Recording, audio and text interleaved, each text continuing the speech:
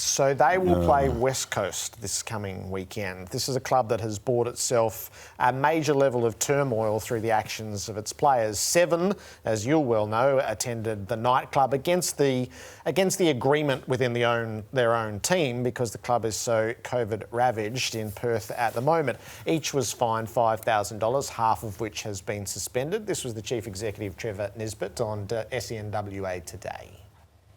It was a real slap in the face, I think, for our processes and our guidelines. But having said that, I mean, the guys haven't broken the law or anything, but I mean, from a club and team perspective, I know the other players are really disappointed, but they've certainly hurt their coach, their playing group, the club. The brand damage they've done to themselves is probably as important as anything else. So I could walk through the 3 layers here, Robbo. It wasn't thoughtless ignorance, and there was an element of willful disobedience, but I'm not sure that even does it justice. It feels like outright recalcitrance to me. And it makes me wonder whether the players fully buy into the circumstances that have afflicted their club over this period of time. Well, clearly not. Clearly not. The majority have. But with this... People do stupid things in life, Jared. They've done a stupid thing. They don't think about the consequences. That's happened through the history of the world. So players thinking, I'm going to go to a nightclub. What are the consequences? Oh, well, we won't get caught, rah, rah, rah. Photos, social media got them.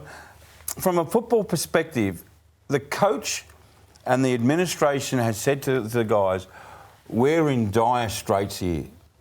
We ask you to respect each other, respect the protocols. And they said, yeah, you're not really talking to us, we're going out. I think they will find... The Players Association has responded, Jared. Yeah, which I find bewildering. Yeah, so do I. We have not spoken about this. So do I. Their position is that they don't agree with the fines. Oh. So that I get they're a union and they represent the employee, except that in this sporting environment, their employees have an obligation to the club and to each other, and it's that sort of short-term sacrifice in sport, the setting of a collective goal that actually allows you to have the career that you dream of. And when you fail in such an obvious way, the club has to have a measure to be able to punish. I mean, this is parent-child. Yeah, now, it is. Trevor Nisbet said is. If circumstances were different, each would have been suspended for a week. Yeah. I would say they should have done it anyway, and they just should play short-suited against Melbourne for the message that it sends to their standards and their culture. So I think I understand the preservation aspect to it, but you know what? I'd cop it. I'd cop the 220-point hiding. You're talking 4 players who would be in the selected lineup, not all 7.